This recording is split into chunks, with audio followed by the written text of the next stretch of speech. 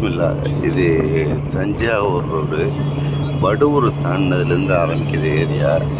எவ்வளோ அழகிய முறையில் இருக்கு பாருங்கள். இயற்கை இயற்கை அல்லாவுடைய கண்காணிப்பில் வளர்றது. நம்ம யாருமே எதுவுமே செய்கிறதில்ல.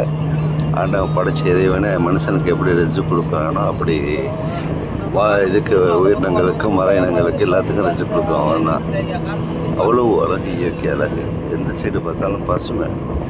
இந்த மாதிரி ஓரளவுக்கு பார்க்குறேன்டாக்கா நம்ம தஞ்சாவூர் மாவட்டம் தான் இருக்குன்னு நான் நினைக்கிறேன்.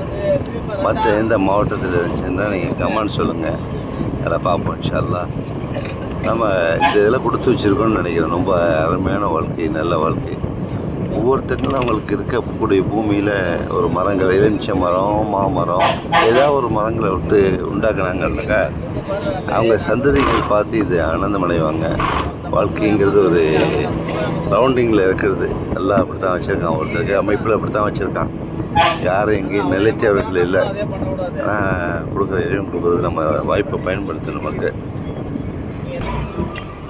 இதில் மேலும் ஒன்று பார்க்கணும் என்னென்னாக்கா, இது வடுவூர் பக்கத்தில் உள்ள நெய்வாசங்கிற ஒரு எந்த ஒரு இடத்த தொட்டாலும் கூட கவர்மெண்ட் எக்ஸ்டெண்ட் பண்ணியிருக்காங்கல்ல ரோடு.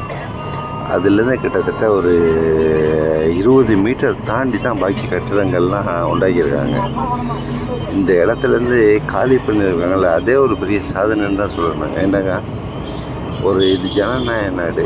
ஒரு வேலை கவர்மெண்ட் ஆரம்பித்தா அதை தடுக்கிறதுக்கு அடுத்த கவர்மெண்ட் அதிகாரிகள் வருவாங்க, அடுத்த டிபார்ட்மெண்ட் வரும், அடுத்து மக்கள் அரசியல் கட்சி வரும், அடுத்து சும்மா இருக்கவங்க அந்த காசில் 4 காசு இதில் பார்க்கலாமாங்கிறது அதில் வாலியன்றாக வந்து ஒப்படைப்பாங்க. அப்படி உள்ள நாட்டில் இவ்வளோ பெரிய டெவலப்மெண்ட் பண்ணியிருக்காங்கன்னா ஏதோ ஒரு வளர்ச்சியை நோக்கி போயிட்டுருக்குன்னு தான் சொல்லணும் நாடு.